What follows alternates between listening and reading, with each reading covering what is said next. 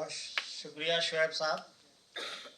ज़रात अभी आप अल-हिकमा फाउंडेशन की एक्टिविटीज़ की तफसीलात समाअत फरमा रहे थे। वक्त की क़िल्लत के सबब इन्होंने काफ़ी मुख्तसर मगर जामे अंदाज में कुछ एक्टिविटीज़ का तज़किरा किया है। मज़ीद तफसीलात के लिए जहाँ गेट से आपने एंट्री की है वहाँ अल-हिकमा फाउंडेशन का स्टॉल लगा हुआ है, वहाँ उसकी तफसीलात रिटर्न फॉर्म में अवेलेबल हैं, जो आप जाते वक्त हासिल कर सकते हैं और उनसे वाकिफ़ हो सकते हैं।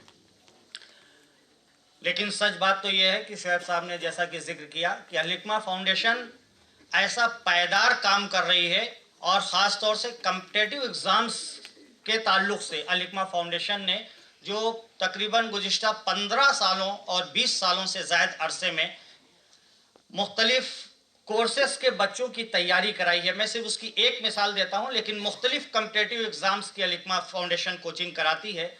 मिसाल के तौर पे ईटी और बीएड जिस कोर्स को कर करके लोग टीचिंग की जॉब में जाते हैं, अल-हिकमा फाउंडेशन के ज़रिए अल-हिकमा फाउंडेशन की कोचिंग में बीएड और ईटी की तैयारी के ज़रिए बीएड कोर्स मुकम्मल किया और उसके बाद इस वक्त तकरीबन 72 ऐसे तलबा हैं जो दिल्ली गवर्नमेंट के मुख्तलिफ स्कूलों में परमानेंट सर्विस में लगे हुए हैं।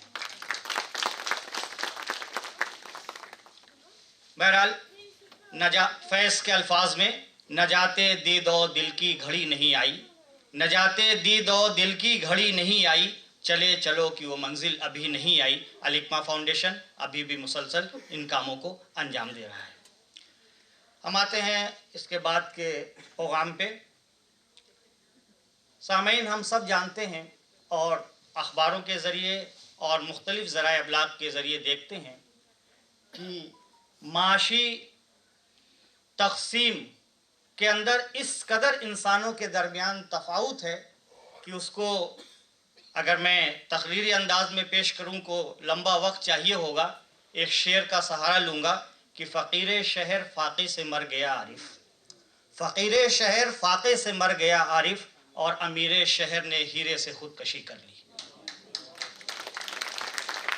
ऐसी सूरत में इस्लाम एक ऐसा अब्दी और मुकम्मल निज़ाम हयात है जिसने न सिर्फ अक़ायद और इबादात के ताल्लुक़ से अपनी वाज़ेह तालीमात पेश की हैं, बल्कि समाजी और माशी हवाले से भी उसने मुकम्मल और भरपूर रहनुमाई की है। अल्लाह ताला ने कुरान मजीद में, अभी आपने तिलावत कलाम पाक में आयत सुनी कि वइज़ा क़ुज़ियतिस सलातो फ़ंतशिरू फ़िल अर्ज़ि वब्तगू मिन फ़ज़लिल्लाह की हिदायत फरमाई है। वहीं नबी करीम सल्लल्लाहु अलैहि वसल्लम का ये अमली नमूना रहा कि आप सल्लल्लाहु अलैहि वसल्लम ने मदीना मुनव्वरा पहुँचने के बाद रियासत मदीना में जहाँ दूसरे इंतज़ामात किए, वहीं आप सल्लल्लाहु अलैहि वसल्लम ने सूक़ मदीना के नाम से एक मार्केट कायम की, और न सिर्फ मार्केट कायम की बल्कि ख़रीद व फ़रोख्त और लेन देन के बाकायदा क़वानीन वज़ा किए, और मदीने से हिजरत करके आने वाले सहाबा कराम के लिए उनके माशी मसले को इस खुशउस्लूबी के साथ हल किया कि ना बेरोज़गारी का मसला बाकी रहा और ना अंसार को माशी अदम तहफ़्फ़ुज़ का एहसास उनके अंदर जन्म ले सका और पैदा हुआ। यही वजह है कि अल-हिकमा फाउंडेशन ने अपने मकासद में माशी खुशहाली को भी एक बुनियादी मकसद बनाया है, और आज का मौजू उसी अवेयरनेस को पैदा करने के लिए, उसी फ़िक्र को लोगों के सामने पेश करने के लिए, और माशी खुशहाली के ताल्लुक़ से जो मसाइल हैं, जो प्रॉब्लम्स हैं और उस सिलसिले में जो इम्कानात हो सकते हैं, उस ताल्लुक़ से गुफ्तगू करने के लिए इस कॉन्फ्रेंस का इनकाद किया है। इससे क़ब्ल कि आप मुख्तलिफ़ मुक़र्रिरीन को अलग अलग मौज़ूआत पर सुने, मैं इस मौजू की मेन थीम पर गुफ्तगू करने के लिए अब्दुल्ला तारिक से गुजारिश करूँगा कि वो आएँ और मेन थीम का, यानी आज के मौजू के असल जो थीम है उसका तारुफ पेश करें। अब्दुल्ला तारिक। बहुत शुक्रिया। नहमदुहु व नुसल्ली अला रसूलिहिल करीम, अम्मा बाद, बिस्मिल्लाहिर रहमानिर रहीम। आज के प्रोग्राम के प्रेसिडेंट साहब, guest of honour guest speakers, chairman साहब اور بھی موجود یہاں پہ حاضرین، میں آپ سبھی کو سلام کرنا چاہتا ہوں. السلام علیکم، آداب، گڈ مارننگ. میری ذمہ داری یہ ہے کہ مجھے آج کے پروگرام کی تھیم کو انٹروڈیوس کرنا ہے اور آپ جیسے قابل لوگوں کے درمیان میں کھڑے ہو کر میں کچھ بول پاؤں. یہ بہت بڑی ذمہ داری ہے جس کا میں حق ادا کرنا چاہتا ہوں. کوشش کروں گا. میں اپنی بات کو شروع کرتا ہوں اس سوال کے ساتھ کہ انسان کو اچھی زندگی جینے کے لیے سب سے ضروری کیا چیز ہوتی ہے؟ وہ کون سی چیزیں ہیں جو کم از کم ایک انسان کو حاصل ہو تاکہ وہ ایک پرسکون اور عزت کی زندگی گزار سکے؟ ہم یہ کہیں گے نا کہ ایک انسان کو اگر اچھی ہیلتھ، اچھی ایجوکیشن، 3 وقت کا کھانا، رہنے کے لیے چھت، ضرورت کے کپڑے اگر مہیا ہوں تو وہ ایک اچھی زندگی گزار سکتا ہے کم از کم. پر کیا یہ بغیر پیسے، بغیر امداد، بغیر فائنینس کے ممکن ہو سکتا ہے؟ ہم جتنی بھی سیمینار یا ڈسکشن کر لیں ایجوکیشن کی اہمیت کے اوپر، ہیلتھ کی اہمیت کے اوپر، پر بنا امداد کے، بنا فائنینس کے یہ چیز بے معنی ہو جاتی ہے. اسی کی وجہ سے میں آپ کے سامنے ایک ڈیٹا پیش کرنا چاہتا ہوں جو کہ مختلف ورلڈ لیول پہ اور نیشنل انٹرنیشنل لیول پہ جتنے بھی تنظیمیں ہیں، ورلڈ بینک جیسے اور انڈیا کی NNI، ان کے ڈیٹاز ہیں. وہ اس پہ مبنی ہے کہ دنیا کی جو ٹاپ 1% پاپولیشن ہے اس کے پاس دوسری باقی 99% کے مقابلے 2/3 پیسہ ہے. یعنی 99% لوگوں کے پاس 1/3 پیسہ ہے اور 1% لوگوں کے پاس 2/3 پیسے ہیں. اور اب اس میں مزید ہم آگے آئیں تو اب ہم ہندوستان کی بات کریں کہ ہندوستان جو ہے وہ 195 کنٹریز کی لسٹ میں 143 نمبر پہ آتا ہے GDP کے معاملے میں. یعنی اس کو ایسے سمجھا جائے کہ لگ بھگ 83% کے جو کنٹریز کے پاس ہندوستان سے زیادہ پیسہ ہے. تو 99% وہاں پہ ہٹ گیا، پھر اس 99% میں بھی 83% کے پاس زیادہ پیسے ہیں. اب ہندوستان کے اندر آ کر کے اگر ہم بات کریں تو ہندوستان کے اندر جو ہمارے پاس ڈیٹا ہے کہ جو مڈل کلاس اور لوور مڈل کلاس اور پور کلاس ہے ہمارا، جو کہ 50% ہیں باٹم کے، ان کے پاس صرف ہندوستان میں جتنی بھی ویلتھ ہے اس کا صرف 3% ہے. جس کا نتیجہ یہ آتا ہے کہ ہندوستان کے جتنے بھی لوگ ہیں ان کے پاس آن ایوریج منتھلی 8,200 روپے بس ان کی آمدنی ہے. تو یہ ایک حیرت کرنے والی بات بھی ہے کیونکہ اسی ہندوستان کے اندر جو سب سے امیر لوگ ہیں جیسے کہ مکیش صاحب، امبانی صاحب، اڈانی صاحب، ان کے پاس 800 کروڑ روپے مہینے کے ہیں.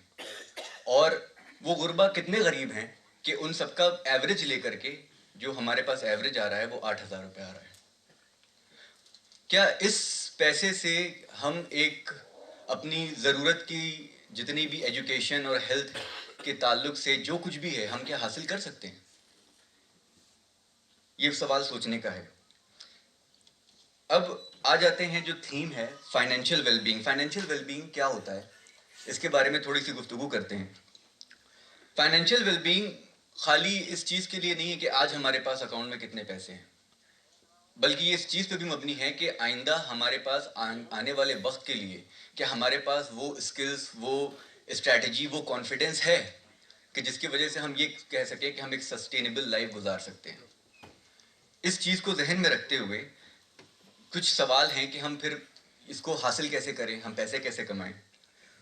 تو اس میں جو میں یہ سمجھتا ہوں کہ سب سے اہم چیز ہے وہ اسکلفلنس ہے. اکارڈنگ ٹو ویرن بفیٹ جو کہ دنیا کے سب سے بڑے بزنس انویسٹر ہیں، وہ یہ کہتے ہیں کہ ہر انسان کو اپنی اسکلز پہ کام کرنا چاہیے کیونکہ ایک اسکلز ہے جو کہ کسی انسان سے نہیں چھینی جا سکتی. آپ کے پیسے لیے جا سکتے ہیں، آپ سے آپ کی نوکری لی جا سکتی ہے، آپ کا گھر لے لیا جا سکتا ہے، پر آپ کے پاس جو اسکلز ہیں وہ کہیں نہیں لی جا سکتی. آپ دنیا میں کہیں بھی ہوں گے، اگر آپ ہنر مند ہیں تو وہ ہنر آپ کا باقی رہے گا. اور آئندہ اس کو آگے یہ کرا جا سکتا ہے کہ اس اسکل کو ہم کیسے ایک بزنس ماڈل میں کنورٹ کر سکیں کیونکہ اگر ہم دیکھیں تو یہی کرتے آئے ہیں جو فوربس کے ٹاپ 100 لوگ ہیں، اس میں سے میجورٹی بزنس مین ہیں، اور وہ سارے وہ بزنس مین ہیں جنہوں نے ایسا انوویشن کیا، اپنے ایسے ہنر کے انہوں نے آبزرو کیا، انہوں نے اپنے ایسے ہنر کو کہ اس ہنر کی وجہ سے آج وہ دنیا میں سب سے امیر آدمی ہیں. تو بزنس کے لیے ہم کو ضرور سوچنا چاہیے. ہمارے ذہن میں جب بزنس کی بات آتی ہے تو اکثر ہم سوچتے ہیں کہ ہم فارچون کی دکان کھول لیں گے، پر فارچون کی دکان کو کھولنا is not the only business. Business کا آئیڈیا اس سے زیادہ وسیع ہے. اور مثال کے طور پہ اگر ہمیں جیسا کہ وارن بفیٹ ہی صاحب کہتے ہیں کہ in order to become next big shot you have to predict the next big thing. تو اسی کے تعلق سے ہمیں اپنی ٹریننگ کرنی چاہیے. فائنینشیل لٹریسی پہ ہم کو کام کرنا ہے. اور فائنینشیل لٹریسی کیا ہوتی ہے کہ ہم سمجھ سکیں کہ فائنینس کیسے کام کرتے ہیں، ہمارے پاس جو فنڈس ہیں اس کو ہم کس طریقے سے یوٹیلائز کر سکتے ہیں، کیسے ان کو ضائع ہونے سے بچا سکتے ہیں، اور جو جتنے بھی ڈفرینٹ انسٹرومنٹس ہیں، بینکنگ کے انسٹرومنٹس ہیں، یہ ساری چیزوں سے ہمارا کیا فائدہ، ہمارا کیا نقصان ہوتا ہے، ہم اس کو کب استعمال کر سکتے ہیں، ان ساری چیزوں کی نالج کو فائنینشیل لٹریسی کہتے ہیں. اور فائنینشیل لٹریسی اسکلز، ان ساری چیزوں کو ہی استعمال کر کے ہم یہ امید کر سکتے ہیں کہ ہم ایک اچھی سسٹینیبل ویلتھ ڈیولپ کر پائیں گے. اب کچھ چیزیں ہیں جس کی وجہ سے ہم پیسے گوا بھی دیتے ہیں، اور ان چیزوں میں کچھ ایسا ہے کہ ہماری کچھ لیک آف نالج ہے فائنینشیل لٹریسی کے بارے میں. کبھی کبھار ہم ایسا قرض لے لیتے ہیں کہ جس کے بارے میں ہم کو اندازہ نہیں ہوتا اور ہمارے پیسے ضائع ہوتے جاتے ہیں، ہم ایک چیز میں بن جاتے ہیں. اسی طریقے سے ہمارا جو کانسیپٹ ہے مٹیریلزم کا، کہ ہم مٹیریلزم کی طرف موو کرتے جاتے ہیں. ہمیں جو چیز 50 روپے کی ہوتی ہے، پر اگر کچھ ٹیگ لگ کے 500 روپے کی مل رہی ہوتی ہے تو ہمیں وہ زیادہ خوبصورت لگ رہی ہوتی ہے، ہمارا جی کرتا ہے کہ ہم اس کو لے لیں. تو یہ مٹیریلزم جس کی وجہ سے ہم اپنے سے اوپر والوں کو ہمیشہ دیکھتے جاتے ہیں اور اسی کو پانے کی چاہت کرتے رہتے ہیں، اور ہم لالچی ہو جاتے ہیں، اور ہمارے لیے ہمارے پاس جتنے بھی پیسے ہیں وہ کم پڑ جاتے ہیں. یہ ساری چیزیں ہمیں آنے والے ٹائم میں غریب کر دیتی ہے. اب ہم اگر ان چیزوں کا ذہن میں دھیان رکھ پائیں، ان ساری چیزوں پہ ڈیٹیل میں ڈسکشن ہمارے آئندہ آنے والے خطیب اسپیکرز کریں گے. گورنمنٹ کی اسکیمز کیا ہیں جس سے ہم فائدہ اٹھا سکیں، اور ہم کیسے اس کو اور بڑھیا طریقے سے اپنے ویلتھ کو چینلائز کر سکیں، اس کے تعلق سے وہ ڈسکشن کریں گے. بس آخری بات میں یہاں پہ یہ کہنا چاہتا ہوں کہ اگر ہم کسی طریقے سے سسٹینیبل ویلتھ کے آئیڈیا کو اپنی لائف میں اتار پاتے ہیں تو ہم کو یہ سمجھ میں آئے گا کہ ہماری لائف جو ہے بیٹر تبھی ہو سکتی ہے اگر ہم اپنی ضرورتوں کو کنٹرول میں رکھیں. اگر ہم اپنی ضرورتوں کو کنٹرول میں رکھتے ہیں تو ہمارے پاس ٹرو پوٹینشیل ہمارے ویلتھ کا کھل جاتا ہے، اور اس پوٹینشیل سے ہم ضروری کام کر سکتے ہیں. ہم اپنے معاشرے پہ کام کر سکتے ہیں. معاشرے پہ کام کرنا اس لیے ضروری ہے، خالی اس لیے نہیں کہ ہمارے پاس ایک پبلک سپورٹ آ جائے گا، بلکہ اس لیے کہ جو معاشرہ ہے جب یہ امیر ہوتا ہے تو ہم بھی امیر ہوتے ہیں. اگر ہمارے محلے میں کوئی اچھی دکان کھولتا ہے تو اس سے فائدہ ہمیں ہوتا ہے. اگر کوئی ہمارے محلے میں اچھا سلون کھلتا ہے تو اس کا فائدہ ہمیں ہوتا ہے. تو جو فیسلٹیز اگر ہمارا معاشرہ آگے بڑھتا ہے تو اس کا ڈائریکٹ فائدہ ہمیں ہوتا ہے. اگر ہم کل کو بزنس کرنا چاہتے ہیں تو اگر ہمارے آس پاس اسکلفل لیبرز ہیں تو اس کا فائدہ ہماری کمپنی کو ہوتا ہے، ہماری فاؤنڈیشن کو ہوتا ہے، ہمارے آرگنائزیشن کو ہوتا ہے. تو ان تمام چیزوں کو ذہن میں رکھتے ہوئے ہمیں اپنے سرپلس منی کو ہمیں دوسروں میں بھی انویسٹ کرنا چاہیے. جیسا کہ ایک صاحب ہیں، انہوں نے کہا کہ don't spend, don't save, but invest. And the best invention is that done on people starting with yourself and charity begins at home. تو ہمیں اپنے آس پاس کے اپنے گھر والے، اپنے بچوں پہ جو بھی پیسے ہم ان کو اوپر انویسٹ کریں گے وہ ہم کو لانگ ٹرم میں ہمیں ریٹرن ہی دیں گے. اسی بات کے ساتھ میں اپنی بات کو ختم کرنا چاہتا ہوں اور ایک شعر کہنا چاہتا ہوں کہ حیات لے کر چلو، کائنات لے کر چلو، چلو تو سارے زمانے کو ساتھ لے کر چلو. شکریہ.